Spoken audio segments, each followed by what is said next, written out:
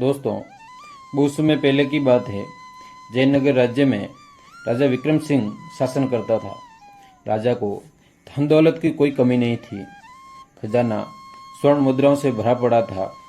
बहुत ही सुंदर और आलीशान महल था। परंतु ये सब होने के बावजूद भी राजा खुश नहीं था। उसने खुश रहने के लिए सुख सुविधा की तमाम चीजें उठाई। पुराने महल की जगह एक संगमरमर के पत्थरों से जड़ित महल बनवाया। महल में तमाम सुख सुविधाओं का प्रबंध किया। उसने पड़ोसी राज्य विक्रमनगर के राजा अजय सिंह की सुंदर पुत्री राजकुमारी सुकन्या से विवाह भी किया। परंतु राजा विक्रम सिंह के मन को शांति नहीं मिली। वह हमेशा इसी सोच में डूबा रहता था कि क्या उपाय किया जाए जिससे कि उसे शांति और सुख मिल जाए। धीरे धीरे समय बीतता रहा। समय बीतने के साथ राजा विक्रम सिंह को सुखी रहने का कोई उपाय नजर नहीं आया। तो एक दिन उसने अपने दरबारियों को डांट लगाई। वो बोले, तुम इतने लोग दरबार में बैठे हो, तुम्हें इस बात का पता क्यों नहीं है कि मैं सुखी क्यों नहीं रह पा रहा हूँ? आप लोग कोई उपाय क्यों नहीं बताते कि मुझे क्या करना चाहिए? राजा विक्रम सिंह को गुस्से में देखकर सारे दरबारी सहम गए। उनमें से एक दरबारी जो बुद्धि से तेज माना जाता था, उसने हिम्मत कर कहा, महाराज, मेरी आपको एक सलाह है। आप जब भी कोई काम नहीं कर पा रहे हो तब आपको कोई खेल खेलना चाहिए। इससे आपको सुख प्राप्त होगा। इस पर राजा क्रोधित हो गया। नहीं, मैं ऐसा थका देने वाला काम नहीं कर सकता। तब एक दूसरे दरबारी ने कहा, महाराज, आपको खाली समय में नीले आकाश को निहारना चाहिए। इससे आपके दिल को शांति मिलेगी। दरबारी के इस सुझाव पर तो विक्रम सिंह उबल ही पड़ा। वह गुस्से से चिल्लाया, नहीं, मैं जब भी आकाश की तरफ देखता हूँ मुझे चंद्रमा और तारे नजर आते हैं।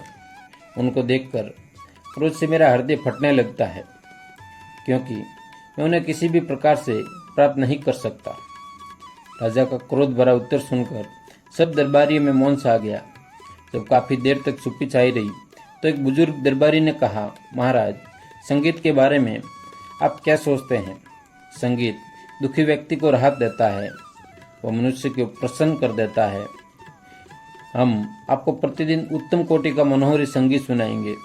दरबारी का सुझाव सुनकर राजा विक्रम सिंह तेज में आकर खड़ा हो गया। क्या तुम लोग मुझे दिन रात संगीत सुनाकर पागल करना चाहते हो? क्या एकदम मूर्खों जैसी बातें कर रहे हो? फिर राजा दरबार से उठकर अपने आराम कक्ष में चले गए। राजा विक्रम सिंह के दरबार में चले जाने के बाद अधिकतर दरबारी भी उठकर बाहर चले गए। परंतु वेनेपाल नामक एक दरबारी वहीं बैठा कुछ सोचता रहा। काफी देर सोच विचार के बाद वह राजा विक्रम सिंह के आराम कक्ष में गया। वहां जाकर उसने कहा, महाराज, मुझे एक उपाय सूझा है। अगर आप वो काम कर लें तो आप अवश्य ही सुखी रहने लगेंगे।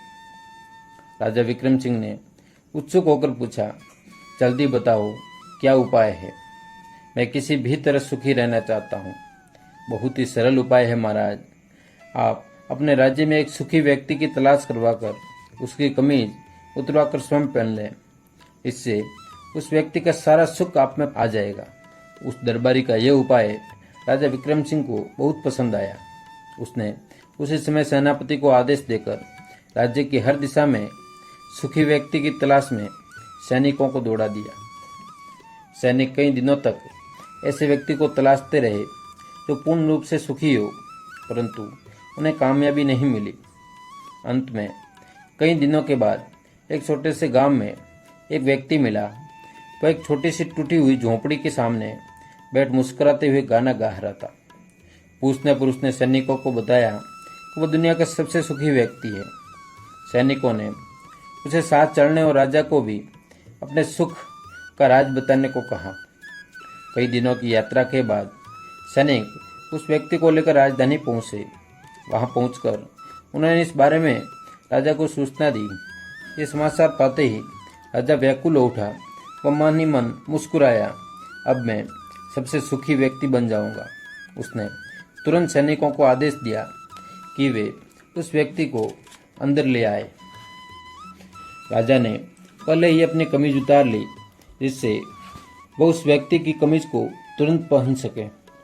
तभी द्वार खुला और वह व्यक्ति दरबार में आया।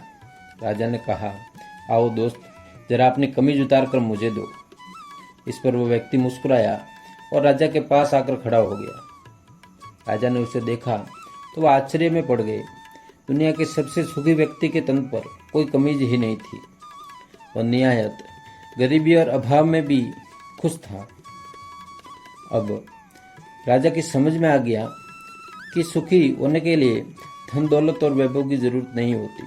संसार में वही व्यक्ति सुखी है जो अपनी चीजों में ही संतुष्ट है। जो व्यक्ति अपनी चीजों में संतुष्ट ना रहे, वो व्यक्ति कभी भी सुखी नहीं रह सकता। दोस्तों, ऐसे ही मोटिवेशनल हिंदी कहानियाँ सुनने के लिए हमारे चैनल डीके इंस्पायर्ड चैनल को सब्सक्राइब करें, लाइक करें व वीडियो को आगे शेयर करें।